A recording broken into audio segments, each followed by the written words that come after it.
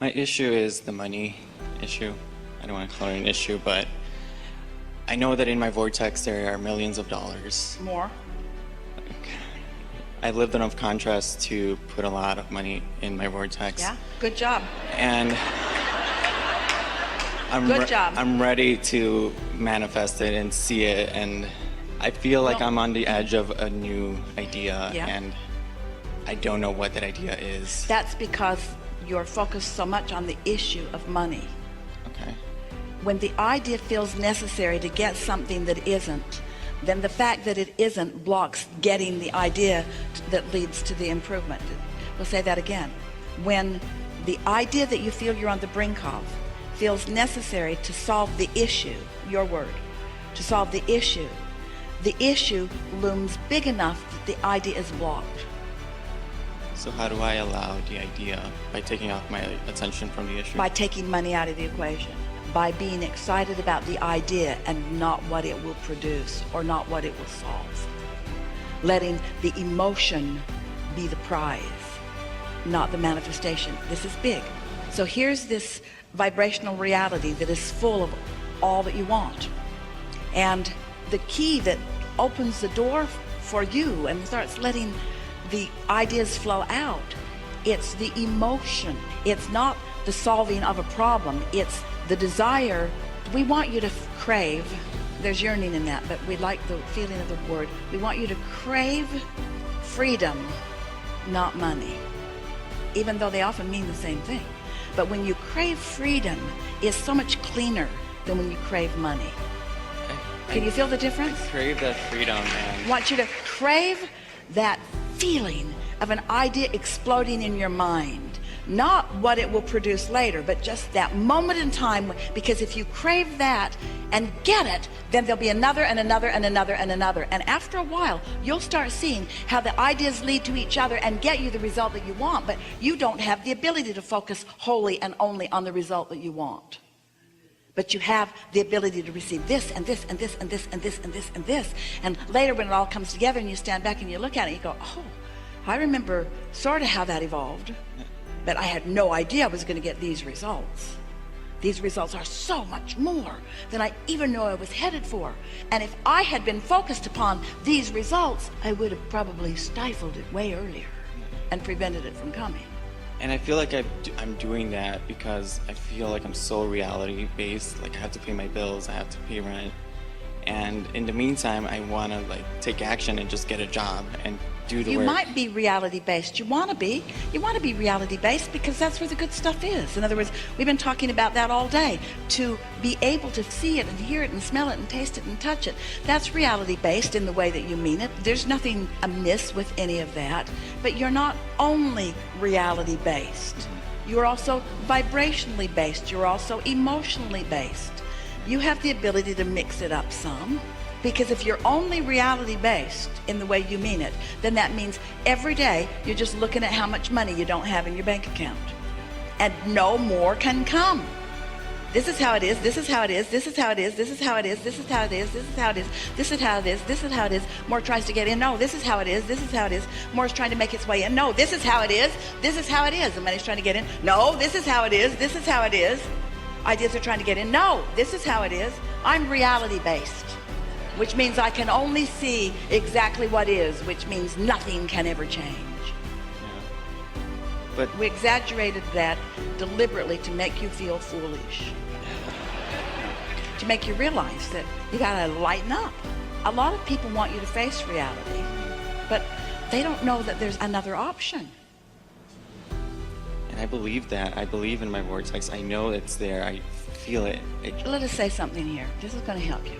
So, reality-based in the way you mean it, which means focus on what is. Tell it like it is. Tell the truth. Face the facts.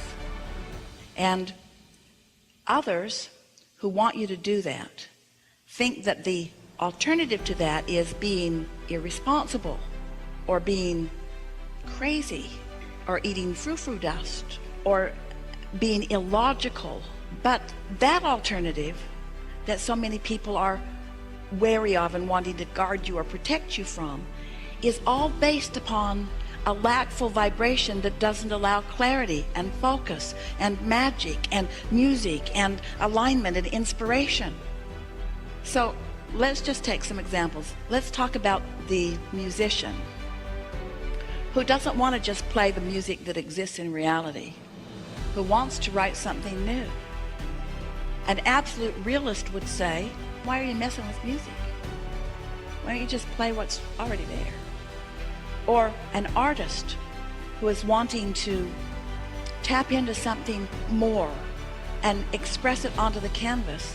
The reality-based counselors would say, what are you messing with more art about? There's plenty of art out there. Just go find some that already exists. We're trying to sort of shake you loose so that you'll feel how illogical it is to be solely reality-based, because you didn't come to face reality. You came to add to reality. You came to create reality. You came to renew reality. You came to make reality even more than it already is. And you didn't come for the accomplishment of a new or improved reality. You came for the fun of the process of the reality changing. And the reality can't change if you're only looking at the reality. The fun is in the molding. The fun is in the ideas exploding. The fun is in the following of the feeling. The fun is in the universal forces assisting you. And the fun is in the reality that you then get to witness. Of course it is. So how can I take my attention off of it and just be like, I feel like I'm holding on to a rope and I can't let it go in a way. Like I have my mind, For a while we've been and saying take money out of the equation. So okay. Let us show you how to do that. So foremost, the feeling of money, what it most represents is the freedom to be or do or have anything that I choose. But a lot of people, when they even say the word freedom, they mean freedom from bondage. They mean freedom from something I don't want. Freedom from an employer. Freedom from restriction, or freedom from limitation, or freedom from harder choices, or freedom from... But when you focus upon the true component of what financial remuneration means to you, we think freedom is one of the first words or feelings to find. And then you want to clean up freedom by making sure that you're talking about freedom, not freedom from something unwanted. Freedom meaning the ability to go towards something. So now let's flesh out freedom a little more. Freedom to come to this seminar if you want to. Freedom to sit in this room and have the fun that we're having today, or freedom to get up and leave if it doesn't feel good. Nobody's going to stop you. Only some of the doors are locked.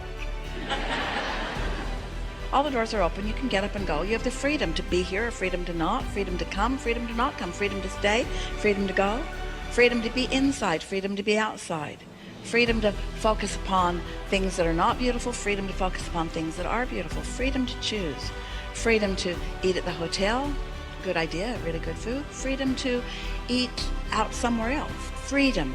I'm so free. There are so many choices that I can make. And then as you deliberately make more decisions in every day, because you are free to make more decisions in every day, the money will be less of an issue, but the freedom which is at the basis of it will be activated within you in a strong and fluid, open way. And just getting your attention off of money, but on to what it really means. Lots will shift within you. One of the things that we encouraged some time ago, and every single person who applied this process received immediate results from it. And we won't tell you how few tried. But every single person who applied this process had immediate results, and we're not kidding you even a little. Somewhere get $100, put it in your pocket, and walk around all day and acknowledge how many things that you could enjoy with that $100 if you really wanted to. I could do that, I could do that, I could eat there, I could do that, I could watch that, I could buy one of those shoes. What happens when you do that is it cracks you up. It begins to give you the visceral, emotional awareness that you have freedom. You have this freedom. So if you spend that, don't actually spend it, but mentally choose 100 times a day, oh, what a shift in your vibration. But if you're walking around, I can't afford that, and I can't afford that, and I can't afford that, and I'm worried about that, and I can't afford that, then you're doing exactly the opposite of that. So just find some way to shift that just a little bit. And when it tilts on the fulcrum just a little bit, now you begin letting more in and letting more in and letting more in. And then money starts coming from unknown places. The things that people would tell us in seminars and the letters that people would write to Esther would say things like, I had an inheritance that I didn't know I had and it happened. Or I bought a lottery ticket and I won $1,000. Or a horse that I'd sold to someone 10 years ago and I'd even forgotten that they owed me $300. They paid me $300 for the horse. Or. Hundreds and hundreds of thousands of experiences people began to have because they shifted just enough that they stopped blocking something that they'd been asking for. You see, there's got to be an open circuit. What you do is you ask and then you block. You ask with your desire and then you block with your belief, which electrocutes you. When the circuit's not open, but you try to get power to go through a closed circuit, it's a shocking and uncomfortable experience. And after a while, you stop asking because you think that asking means discomfort. But asking with an open circuit doesn't mean discomfort. It means clarity and exhilaration and accomplishment and effectiveness and all the things that you want. So think in terms of you being because you're both. You are the asker, which is the summoning of the current, and you're also the keeper of the gate that lets it in or doesn't. So when it's all wide open, or just getting a little more wide open, then it starts being really fun, and then the ideas really flow. And instead of saying, I'm on the brink of something, you say, oh man, am I getting the ideas? Are they flowing? Oh, it's really flowing. Life feels so good to me. Are you rich? No, not monetarily yet, but I'm rich with ideas. I'm rich with clarity. I'm rich with emotions of good feeling. Oh yeah, I'm starting to be kind of rich with money too. Yeah. Which came first? The money, which made you feel good, or the feel good that brought the money? Feel good.